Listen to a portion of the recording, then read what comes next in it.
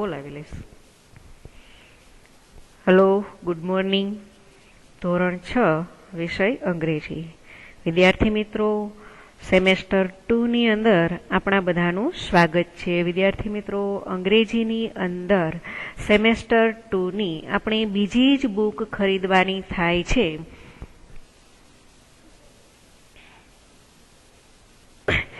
તો સેમેસ્ટર 2ની આ બીજી બુક આપણે આ રીતે હશે. આપણે જોઈએ અંગ્રેજીના વિષય માટે થઈ અને તમને હોમવર્કની અંદર સ્પેલિંગ આપી દેવામાં આવેલા છે. તો સૌપ્રથમ આપણું યુનિટ 1 છે એ આપણે આજે શરૂઆત કરીએ. તો યુનિટ 1 માટે થઈ જેમ આપણે ધોરણ 5માં ધોરણ 6ના અંગ્રેજી વિષયમાં પ્રથમ ચેપ્ટર જ્યારે ભણતા હોઈએ છીએ ત્યારે રાઇમ્સ દ્વારા જ આપણે શરૂઆત થતી હોય છે. એ જ રીતે અહીંયા પણ યુનિટ 1ની એક્ટિવિટી 1ની અંદર આપણને રાઇમ્સ આપવામાં આવેલી છે, જેમનું નામ છે ટેસ્ટ ઓફ ઇન્ડિયા, એટલે કે આપણા ભારતનો સ્વાદ. ટેસ્ટ એટલે કે સ્વાદ અને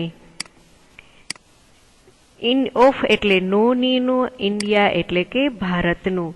આપણા ભારતનો સ્વાદ કેવો છે? તો કે ટેસ્ટનો અર્થ લેશું આપણે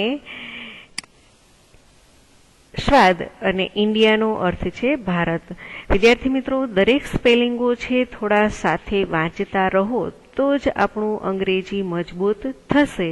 માટે જેટલા સ્પેલિંગો નબળા હશે એટલું જ આપણું કામ છે એ નબળું રહેશે. હવે જોઈએ એક્ટિવિટી 1ની અંદર અ માઇન્ડ એક્ટિવિટી ડે એવું આપવામાં આવેલું છે. અ માઇન્ડ એટલે કે આપણા મગજમાં આવી એક પ્રવૃત્તિ કરવાની છે. એક્ટિવિટી એટલે પ્રવૃત્તિનો, ડે એટલે કે દિવસ. મગજની પ્રવૃત્તિનો દિવસ છે. મગજની અંદર આપણે પ્રવૃત્તિ કરવાની છે. તો એના માટે આપણને રાઇમ્સ આપવામાં આવેલી છે કે આપણે માનસિક રીતે કેવી રીતે પ્રવૃત્તિ કરીએ. તો વિદ્યાર્થી મિત્રો, હમણાં જ આપણું વેકેશન ગયેલું છે. આપણે મામાના ઘરે પણ ગયેલા હશું. આપણને ઘણી બધી ગિફ્ટ પણ પ્રાપ્ત થઈ હશે. એ જ પ્રમાણે અહીંયા કંઈક એવી સરસ મજાની સ્ટોરી આપણને આપવામાં આવેલી છે જે રાઇમ્સ સ્વરૂપે છે. આપણે સૌ પ્રથમ એમનું વાંચન કરી લઈએ. એટલે વિદ્યાર્થી મિત્રો, વાંચનમાં ધ્યાન આપજો જેથી કરીને તમે લોકો વાંચન દ્વારા કાવ્યને પહેલા એ દરેક સ્પેલિંગને ઓળખતા શીખી જાઓ. I went to the city. તમારી પાસે પાઠ્યપુસ્તક હોય તો ખોલીને સાથે રાખો, ન હોય તો અહીંયા સાથે જોતા જાઓ. બને ત્યાં સુધી પાઠ્યપુસ્તક ખરીદી લેજો જેથી કરીને તમારે લોકોને સમજવામાં સરળતા રહે. I went to the city to see Mrs. Sweetie. She gave me a rupees to buy a toffee. The toffee was sour, so I bought a flower. The flower was dead, so I bought some thread. The thread was thin, so I bought a pin. The pin was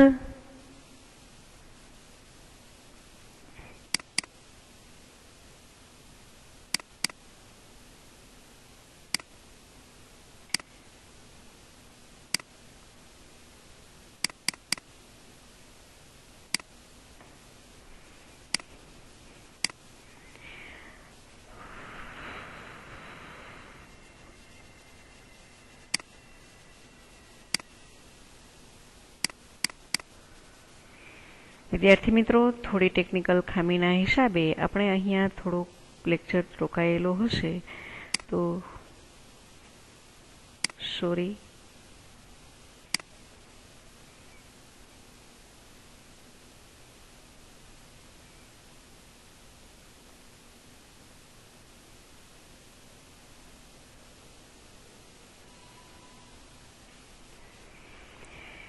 So I bought some thread. The thread was thin, so I bought a pin. The pin was sharp, so I bought a harp. The harp wouldn't play, so I gave it away. I went back to the city to see Mrs. Sweetie. વિદ્યાર્થી મિત્રો, હવે આપણે એમના અનુવાદ તરફ આગળ વધીએ.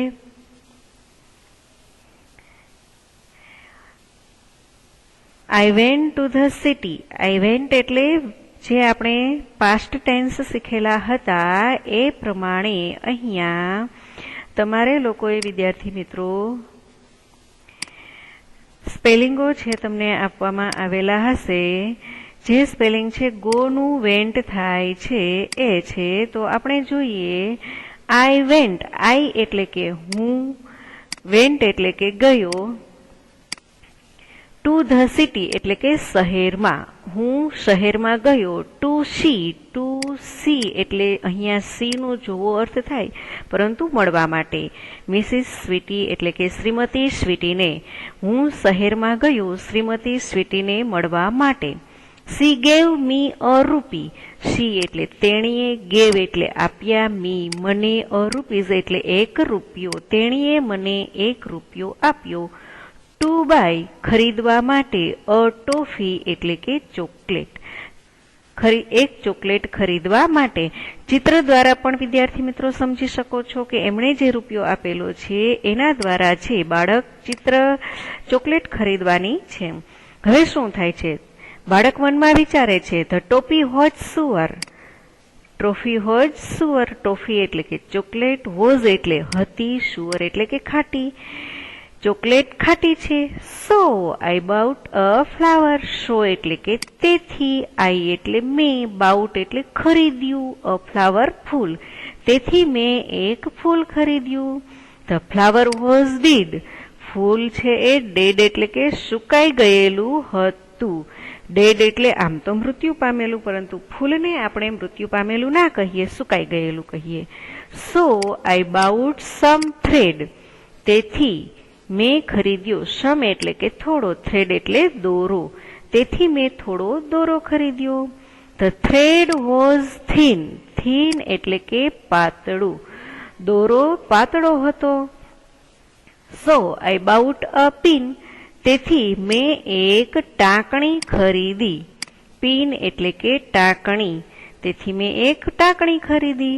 The pin હોજ sharp, એટલે કે ટાંકણી છે એ શાર્પ, તીક્ષ્ણ એટલે કે અણીદાર, ટાંકણી અણીદાર હતી, તીક્ષ્ણ હતી. સો અબાઉટ અ હાર્પ, તેથી મેં એક હાર્પ એટલે કે જે વગાડવાનું એક નાનું એવું યંત્ર હોય છે કે જે તાર વડે વાગતું હોય છે, તાર જેવો એમાં ઝણઝણાટી આપે, એના દ્વારા એ મ્યુઝિકના સૂર આપે, એટલે હાર્પને આપણે અહીંયા હાર્પ જ બોલશું. તેથી મેં એક હાર્પ ખરીદ્યું.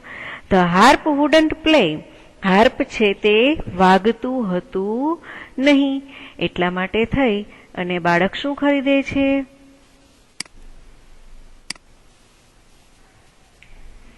ધ હાર્પ વુડન્ટ પ્લે,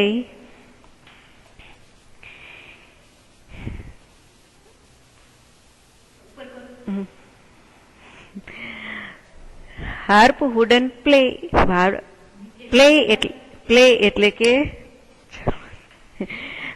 એટલે કે વાગવું, અને વુડ નોટ એટલે વાગતું નથી, હાર્પ વાગતું નથી. સો આઈ ગીટ અવે, તેથી મેં તેને છોડી દીધું. અવે એટલે દૂર કરવું, પરંતુ અહીંયા વાતચીત છે ખરીદવાની ચાલતી હતી એટલે મેં તેને છોડી દીધું.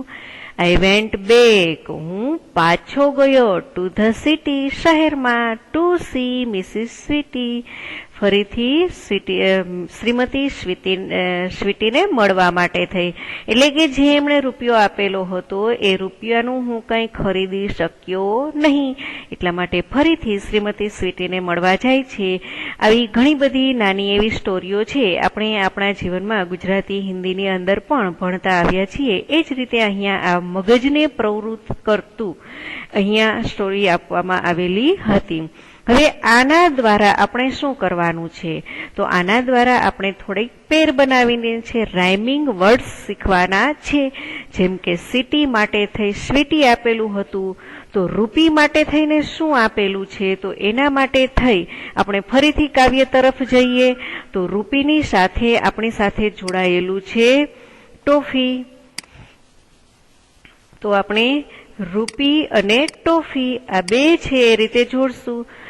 શોર અને ફ્લાવર, ડીડ અને થ્રીડ, થીન અને પિન, શાર્પ અને હાર્પ.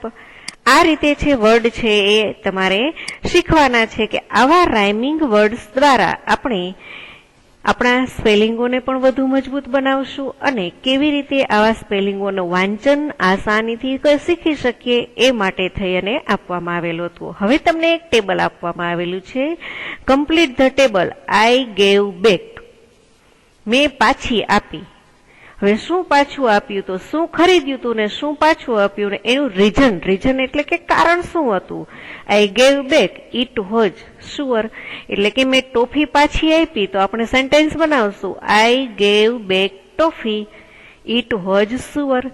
હવે ટોફી પાછી આપીને શું ખરીદેલું હતું, ફ્લાવર. તો આઈ ગેવ બેક ફ્લાવર, અને આપણે એના રીઝન શું આપશું, તો કે ફ્લાવર સુકાઈ ગયેલું હતું, ઇટ વોઝ ડેડ. ત્યાર પછી છે ફ્લાવર ખરીદ્યા પછી એમણે દોરો ખરીદેલો હતો, તો I gave back thread, it was thin. I gave back pin, it was sharp. I gave back harp, it wouldn't play. આ રીતે સેન્ટેન્સ બનાવતા શીખવાના છે. માત્ર તમારા મગજને અંગ્રેજી તરફ કેવી રીતે આગળ વધારી શકો એના માટેની પ્રવૃત્તિ કરાવવા માટે થઈને આવા સેન્ટેન્સો બનાવવાનો તમે જેમ અહીંયા મેં પ્રયત્ન કર્યો છે એમ જ વારંવાર પ્રયત્ન કરો, જેથી કરીને તમે નેક્સ્ટ ચેપ્ટરમાં સારી રીતે સમજી શકો. હવે આપણે એમની એક્ટિવિટી 2 જોઈએ, જે આપણે દૈનિક કાર્યક્રમ જેવી જ છે. તો એની અંદર ડાયલોગ આપવામાં આવેલા છે. તો ડાયલોગનો સીન 1, સીન 2 એમ કરીને સીન 1 એટલે કે પહેલા ચિત્રની અંદર શું આપવામાં આવેલું છે. તો આ સ્પેલિંગો છે વિદ્યાર્થી મિત્રો, આપણે સેમેસ્ટર 1 ની અંદર થોડા ઘણા શીખી ગયા છીએ. એના જ આધારે તમને આપવામાં આવેલા છે. કદાચ સ્પેલિંગ છે નેક્સ્ટ હોમવર્કની અંદર આપવામાં આવે તો એના આધારે પણ સમજી લેજો. સીન 1 ની અંદર એક ચિત્ર દેખાય છે તમને કે એક લેડી છે એ કંઈક થાળી લઈને સાથે ઉભેલા છે. તો જોઈએ આપણે એમનો ડાયલોગ શું છે. રેણુબેન, આઈ એમ મેકિંગ કરી. રેણુબેન એટલે કે ચિત્રની અંદર રહેલા બેનનું નામ છે રેણુબેન. આઈ એમ મેકિંગ કરી. મેકિંગ આપણે જે પ્રેઝન્ટ કન્ટિન્યુ ટેન્સ શીખ્યા છીએ એની અંદર આપણે આ વર્ડ શીખ્યા હતા સેમેસ્ટર 1 ની અંદર. એ જ રીતે મેકનું મેકિંગ એટલે કે બનાવી રહી છું, present continue tense. I am making curry, curry એટલે કે કઢી. હું કઢી બનાવી રહી છું. But I do not have curd, પરંતુ મારી પાસે કર્ડ એટલે કે દહીં નથી. But I do not have, have નો અર્થ થાય છે પાસે હોવું, પરંતુ મારી પાસે દહીં નથી. Will you please give me some curd. Will છે એ ભવિષ્યકાળનું સૂચન સૂચવે છે, એટલે મહેરબાની કરીને ગીવ મી મને, વિલ યુ તમે આપશો, સમ કર્ડ થોડું દહીં. Yes sure